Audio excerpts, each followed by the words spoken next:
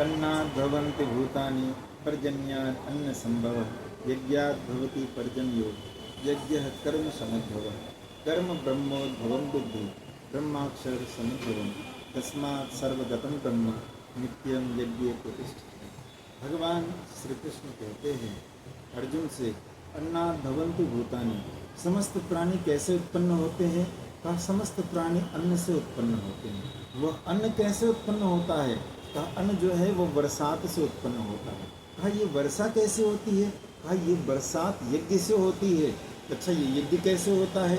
कहा ये यज्ञ विहित कर्मों से होते हैं। कहा ये विहित कर्म का पता हमें कहाँ से चले? कहा इनका पता हमें वेदों से चलता है।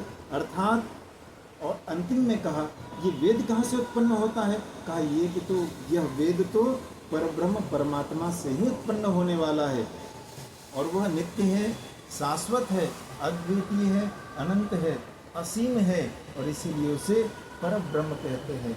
सबका तात्पर्य है हमारी उत्पत्ति अन्न से होती है, लेकिन अन्न की उत्पत्ति कैसे होती है? बरसात से।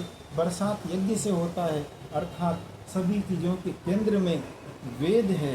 अतः हमें वेद को आधार बनाकर अपने समस्त कर्म को करने चाहिए।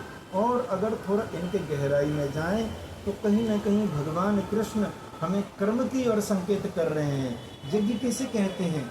सिर्फ अग्नि में आहुति देना यज्ञ नहीं है। हम जब अतिथियों की सेवा करते हैं, हम जब माता पिता की सेवा करते हैं, हम जब संत जनों गुरुजनों की आज्ञा में चलते हैं तो इसे भी यज्ञ का स्वरूप माना जाता है। जब हम सबका सम्मान करते हैं यह भी एक प्रकार का यज्ञ होता है। जब हम सबके प्रति सद्भाव की भावना करते हैं तो भी यह एक प्रकार का यज्ञ होता है। जब हम अच्छे हृदय से भगवान का चिंतन करते हैं तो इसे भी एक प्रकार का यज्ञ माना जाता है। अर्थात हम मन से, वचन से, कर्म से, हर प्रकार से सबका भला सोचें, अच्छा सोचें, अपना भी हित करें, दूसरों का भी हित करें। परोपकाराय फलन्ति वृक्षा, परोपकाराय वहन्ति नद्यः, परोपकाराय दुहन्ति गावः, परोपकारार्थमिदं शरीरम्। भर्तृहरि वैराग्य शतकम में लिखते हैं कि जब समस्त सृष्टि, समस्त प्रकृति परोपकार के लिए जीती है, गाय दूध देती है वो भी दूसरों के लिए, वृक्ष फल फूल देते हैं दूसरों के लिए, नदियों में जल प्रवाहित होता है यह भी दूसरों के लिए। जब सारी प्रकृति दूसरों के लिए जीती है तो क्या हम मनुष्य होकर परोपकारी नहीं हो सकते?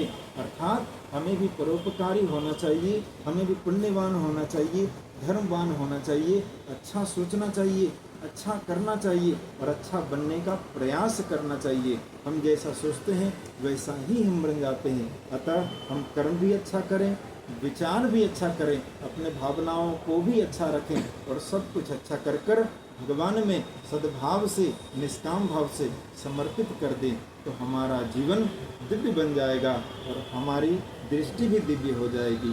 तो हमारा जीवन सफल और सार्थक होगा और यही अपने जीवन का उद्देश्य है। सभी को जय श्री राम।